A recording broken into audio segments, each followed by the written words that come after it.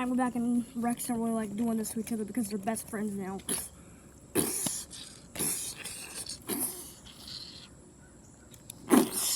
But Magleback quickly ends the fight. And Magleback is the new leader. So he thinks.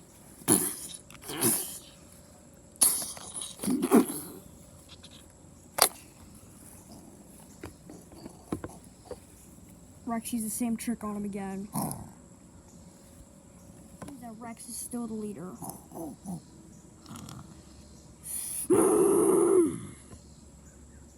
We see the Rex pack is just chilling. Rust and Magleback are laying down. The babies are playing while Goldtooth and Plasma watch, and the juveniles are also sleeping. Rex snuggles Smokey, and they both go to lay down. Rex instead just wants to quickly patrol the territory. We have gone to the thickest part of the brush of their territory, and it seems that Genmark Jeep is there, and it seems that it's the sound of Rex room. He looks around.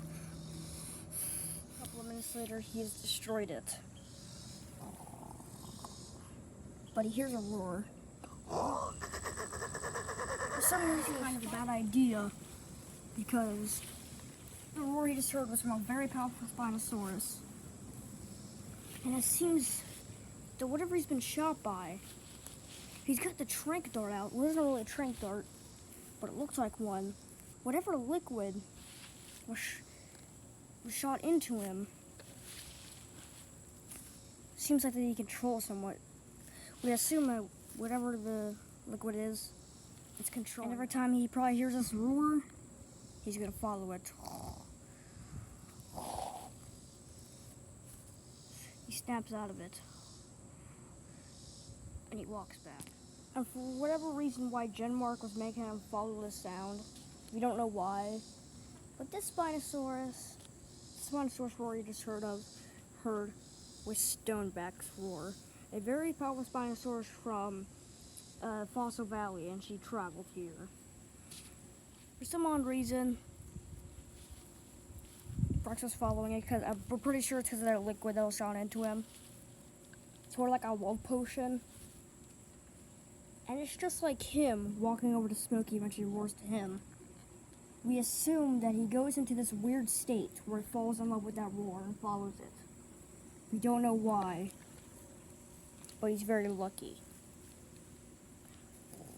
We also assume that it's not going to wear off for a couple of weeks, at least. Thank you for joining us on Dinosaur Island, Brains and Brawn.